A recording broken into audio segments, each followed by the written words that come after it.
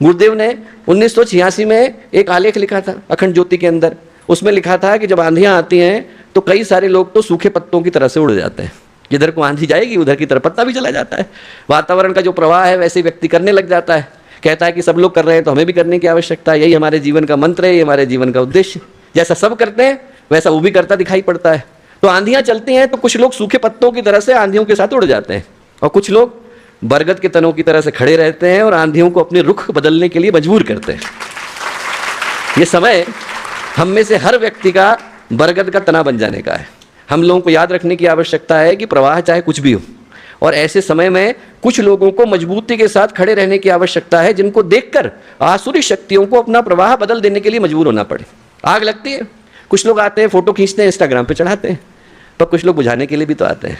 हम लोग प्रार्थना ये करें कि कल को जब मानवता का इतिहास लिखा जाए, शांति कुंज का इतिहास लिखा जाए, गायत्री परिवार का इतिहास लिखा जाए, तो हम लोगों के नाम आग बुझाने वालों में लिखे जाएं। जलाने वाले पर्याप्त हैं, पर हम लोगों के नाम यदि बुझाने वालों में लिखे जाते हैं तो उससे बढ़ करके हमारा सौभाग्य दूसरा हो नहीं सकता। ये समय ऐसा है जहां पर हर ऐसे व्यक्ति को पुकारा जा रहा है, जगाया जा रहा है, झकझोरा जा रहा है और याद दिलाया जा रहा है कि आपके पूर्व के जन्म क्या थे। आप स्मरण तो करके देखिए कि आपको गुरुदेव ने, माता जी ने, भगवान महाकाल ने, माँ गायत्री ने किस आशा, किस अपेक्षा, किस उद्देश्य के साथ बुलाया है। ये समय ऐसा है जिसमें हम में से हर व्यक्ति को स्मरण कर देने की आवश्यकता है, याद कर लेने की आवश्यकता है। हम में से हर व्यक्ति उस तप को, पुण्य को, प्रकाश को, उस पूंजी को लेकर के आया है। यदि हम में से एक व्यक्ति भी खड़ा हो जाए तो समाज की दिशा को अच्छी तरह से बदल पाने की सामर्थ्य अपने अंदर सुरक्षित रखता है। ये समय हम लोगों को यही याद रखने का है। ये समय एक नई आधारशिला रखने का है दोस्तों। और जब आधारशिला नहीं रखी जाती है, भवन गलत बन जाते हैं और उस भवन की जगह पर हमें नया भवन बनाना होता है। एक बिल्डिंग गलत बन गई है, उस जगह पर हमें नई बिल्डिंग बनानी है, तो नए नक्शे पर काम करने से पहले पुरानी वाली को तोड़ा जाता है। जब तक पुरानी को तोड़ेंगे नहीं तब तक नई की व्यवस्था कैसी बनेगी। अभी पुराने को तोड़ा जा रहा है, और जब पुरानी टूट जाएगी तो इसी जगह पर एक नए भवन की आधारशिला को हम लोग अपनी आंखों के सामने बनता हुआ भी देखेंगे, बसता हुआ भी देखेंगे और वो आगे बढ़ता हुआ भी देखेंगे। तो जिसको हम देखने के लिए आए, हमें ये सोचने की आवश्यकता है दोस्तों कि उस भवन की आधारशिला कैसी होनी चाहिए। उस भवन की जो आधारशिला है, भारतीय संस्कृति की जो आधारशिला है, विश्व की संस्कृति की जो आधारशिला है, वो जो आधारशिला है वो वही होनी चाहिए जिस पृष्ठभूमि पर गुरुदेव ने गायत्री परिवार को लिखा, रचा, बसाया। वो जो आध्यात्मिक पृष्ठभूमि है।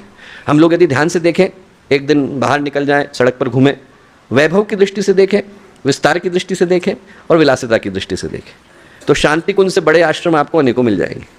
आज से 40 साल पहले इतने नहीं थे। जो लोग पुराने हैं, मेरे सामने बैठे हैं, उस समय इतने देखने को नहीं मिलते थे।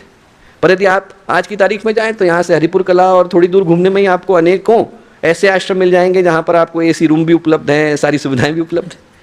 वैभव की दृष्टि से देखें, विस्तार की दृष्टि से देखें, विलासिता की दृष्टि से देखें, तो आपको देखने को मिलेगा कि शांति कुंज उसकी तुलना में छोटा है। उसकी तुलना में उसका स्वरूप, आकार, विस्तार हर दृष्टि से छोटा है। और अब तो लोगों की भावनाएं बदल गई। अभी 2 दिन पहले ही किसी ने मुझको कैटलॉग भेजा था, आश्रम में हर साधक को स्विमिंग पूल अलग से दिया जा रहा है। कौन सी साधना है? आप जरा सोच के देखिए। व्यक्ति की जो परिभाषाएं हैं साधना की, वो बदलती चली जा रही है। और ऐसी स्थिति में यदि हम लोग वैभव की दृष्टि से देखें, विस्तार की दृष्टि से देखें, अनेकों संगठन, संस्थाएं, आश्रम आपको देखने को मिलते हैं। उस दृष्टि से शांति कुंज का विस्तार बड़ा नहीं, पर जो उद्देश्य की दृष्टि से देखें, वो उद्देश्य देखें जिसमें गुरुदेव ने लिखाया मनुष्य का भावनात्मक नवनिर्माण, वो उद्देश्य जिसमें गुरुदेव ने लिखाया मनुष्य में देवत्व का उदय, धरती पर स्वर्ग का अवतरण, वो उद्देश्य जिसमें गुरुदेव ने याद दिलाया पीड़ा और पतन का निवारण।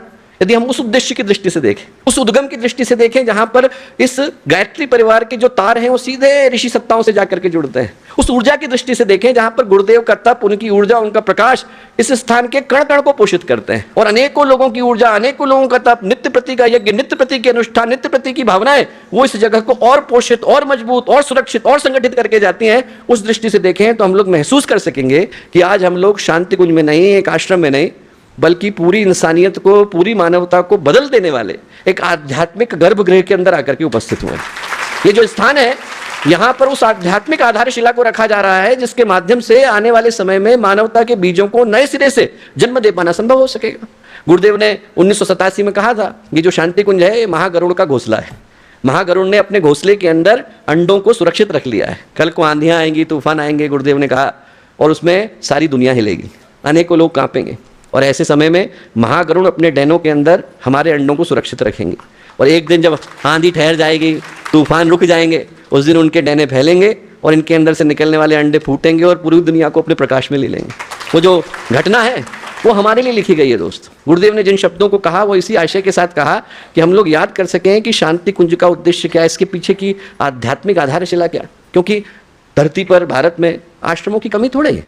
हमारे YouTube चैनल शांति कुंज वीडियो गायत्री परिवार को सब्सक्राइब करें एवं बेल आइकन जरूर दबाएं ताकि गायत्री परिवार की विभिन्न गतिविधियों की जानकारी आपको मिलती रहे।